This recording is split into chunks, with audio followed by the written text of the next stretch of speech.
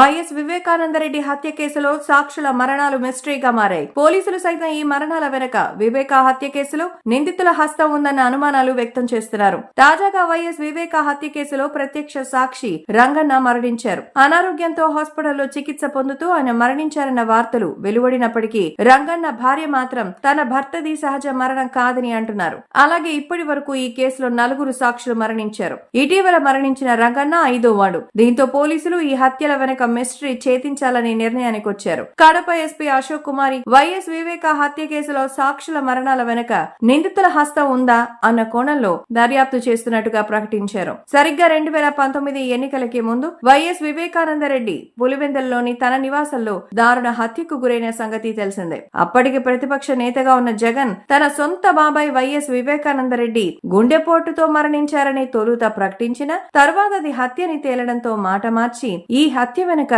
తెలుగుదేశం అధినేత చంద్రబాబు ఆయన కుమారుడు లోకేష్ హస్తం ఉందని ఆరోపణలు కురిపించారు. తన సొంత మీడియాలో నారాసుర రక్త చరిత్ర అనే కథనాలు కూడా ప్రసారం చేశారు. అప్పట్లో అంటే తాను విపక్ష నేతగా ఉన్న సమయంలో వైఎస్ వివేకా హత్య కేసు దర్యాప్తును సిబిఐకి అప్పగించాలని డిమాండ్ చేశారు. అయితే 2019 ఎన్నికల్లో విజయం సాధించి అధికారంలోకి వచ్చిన తర్వాత సిబిఐ దర్యాప్తు అవసరం లేదంటూ మాట మార్చారు. అయితే వివేకా కుమార్తె డాక్టర్ సునీత పట్టువదలకుండా సిబిఐ దర్యాప్తును సాధించారు. సిబిఐ దర్యాప్తులో వివేకా హత్య వెనక ఉన్నది సొంత మనుషులే అని దాదాపుగా తేలిపోయింది. దర్యాప్తు వైసీపీ ఎంపీ అవినాష్ రెడ్డి ప్రమేయం ఉందని, అయితే సీఎం గా జగన్ తన అధికారాన్ని దుర్వినియోగం చేసి మరి సిబిఐ దర్యాప్తుకు అడుగడుగున అడ్డంకులు సృష్టించారు. కోర్టు తీర్పు వెలువడకపోయినా వైఎస్ వివేకా హత్య వెనుక ఉన్న పాత్రధారులు ఎవరు, సూత్రధారులు ఎవరన్న విషయంలో జనానికి క్లారిటీ వచ్చేసింది. అయితే ఈ కేసులో సాక్షులు వరుస మరణాలపై అనుమానాలు ముప్పిరిగొంటున్నాయి. గత 5 ఏళ్లలో వివేకా హత్య కేసులో 5 సాక్షులు మరణించారు.